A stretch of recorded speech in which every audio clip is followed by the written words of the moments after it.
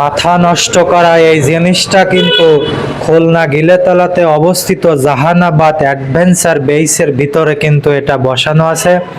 এখানে আসলে আপনারাও কিন্তু এটা একটা ট্রিপ নিতে পারেন। খুবই অসাধারণ এবং খুবই ক্রেজি একটা জিনিস। আপনারাও কিন্তু এই জিনিসটা উপভোগ করতে পারেন। অবশ্যই অবশ্যই উপভোগ করে দেখবেন।